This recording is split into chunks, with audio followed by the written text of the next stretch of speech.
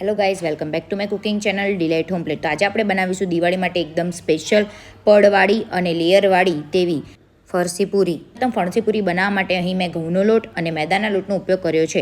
તો સૌપ્રથમ અહીં મેં 2 વાટકી જેટલા ઘઉંનો લોટ અને 1 વાટકી જેટલા મેદાનો લોટ ઉપયોગ કર્યો છે. ત્યાર પછી અહીં આપણે એડ કરીશું ઘી.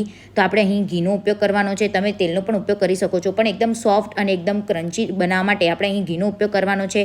ત્યાર પછી તેમાં સ્વાદ પ્રમાણે આપણે મીઠું એડ કરીશું અને અહીં મેં હુંફાળા પાણીનો ઉપયોગ કર્યો છે. વધારે પડતું ગરમ પાણી લેવાનું નથી. ત્યાર પછી તેને બરાબર રીતે આપણે બાંધી દેવાનું છે અને 15 મિનિટ માટે આપણે તેને રેસ્ટ કરવા માટે મૂકી દેવાનો છે.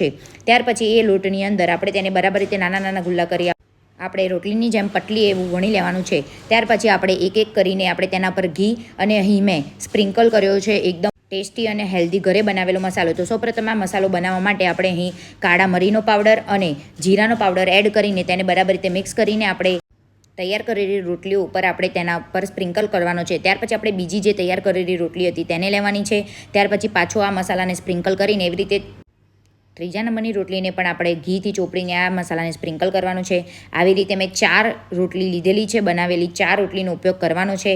અને પછી ત્યાર પછી તેને એકદમ પતલી એવી વણેલી રોટલી રાખવાની છે, કારણ કે જેટલી પતલી હશે તેટલી જ આપણી પૂરી એકદમ ક્રિસ્પી અને એકદમ લેયર બાય લેયરવાળી બનશે. ત્યાર પછી આપણે તેને એકદમ 4 રોટલીને બરાબર રીતે જોઈન્ટ કરી દેવાની છે. ત્યાર પછી આપણે શેપ આપવા માટે તમે તમારી મરજી પ્રમાણેના કટરનો ઉપયોગ કરીને શેપ પણ આપી શકો છો. અહીં મેં ડિઝાઇનવાળી વાટકીનો અહીં ઉપયોગ કર્યો તો તેને એકદમ પરફેક્ટ રીતે આપણે તેને દબાવીને આવી રીતે એકદમ શેપ આપવાનો છે કે 4 રોટલી નીચે સુધી તેને શેપ આપે. ત્યાર પછી આપણે તેને થોડી વણી લેવાની છે. ત્યાર પછી જેટલી વણેલી હશે તેટલી જ આપણી પૂરી એકદમ ક્રિસ્પી બનશે. ત્યાર પછી આપણે કાંટાવાળી ચમચીનો ઉપયોગ કરીને તેને ચારે બાજુ પર આપણે તમે જોઈ શકો છો તે રીતે આપણે તેને શેપ આપી દેવાનો છે, કારણ કે આપણે તેને ફૂલાડવાની નથી, એટલે આપણે તેને શેપ આપવાનો છે. અને પૂરી એકદમ ટેસ્ટમાં ટેસ્ટી બને છે અને શેપ આપવાથી પૂરી લુકમાં પણ સારી લાગે છે. ઘરમાં નાના બાળકોથી લઈને મોટા સુધી, મહેમાનો સુધી પણ આ પૂરી બહુ ટેસ્ટમાં એકદમ ટેસ્ટી અને શેપમાં પણ એકદમ સારી એવી ડિઝાઇન દેખાય છે. ત્યાર પછી આપણે વચ્ચે આપણે તેને કાણા પાડી દેવાના છે. જે ધ્યાનમાં રાખવું કે કાણા થોડા વધારે પાડવાના છે, કારણ કે આપણે પૂરીને ફૂલાડવાની નથી અને ક્રિસ્પી બનાવવાની છે.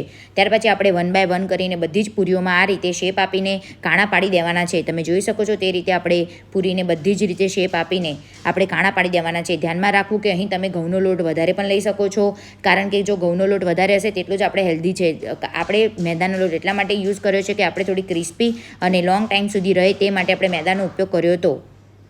ત્યાર પછી આપણે તેને બરાબર રીતે બધા જ શેપ આપણે તૈયાર કરી દીધા છે. તમે જોઈ શકો છો તે રીતે અહીં તમે ચોરસ પૂરી પણ બનાવી શકો છો, ત્રિકોણ પૂરી પણ તૈયાર કરી શકો છો. તમે તમારી મરજી પ્રમાણે અહીં શેપ આપી શકો છો. આપણી બધી જ પૂરી અહીં તૈયાર થઈ ગયેલી છે, તમે જોઈ શકો છો તે રીતે. ત્યાર પછી આપણે તેલને ગરમ કરવા માટે મૂકવાનું છે અને 1 બાય 1 કરીને તેલ વધારે પડતું ગરમ રાખવાનું નથી.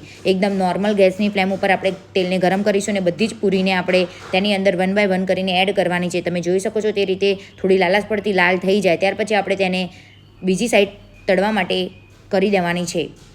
તમે જોઈ શકો છો કે આપણી પૂરી ફૂલતી નથી, આપણે પૂરીને ફૂલાડવાની નથી. અને આ એકદમ લેયરવાળી પૂરી ટેસ્ટમાં એકદમ ટેસ્ટી અને બરાબર રીતે ચડવા દેવાની છે. અંદરથી તે કાચી ન રહી જવી જોઈએ. તમે જોઈ શકો છો કે લાલાશ પડતી લાલ થવા લાગે ત્યાર પછી આપણે તેને બહાર નીકાળવાની છે. તો તમે જોઈ શકો છો વધારે પડતી લાલાશ પડતી લાલ પણ નથી રાખવાની કે વધારે પડતી દાજેલી પણ રાખવાની નથી. એકદમ નોર્મલ ગેસની ફ્લેમ ઉપર આપણે તેને તળવાની છે. તો તમે જોઈ શકો છો આપણી એકદમ ચટાકેદાર તેવી ઘરમાં નાના બાળકોથી લઈને મોટા સુધી ભાવે તેવી ફરસી પૂરી તૈયાર છે. તો જો તમને આ વિડીયો પસંદ આવે તો અમારી ચેનલને લાઇક, શેર અને સબસ્ક્રાઈબ કરો. Thank you.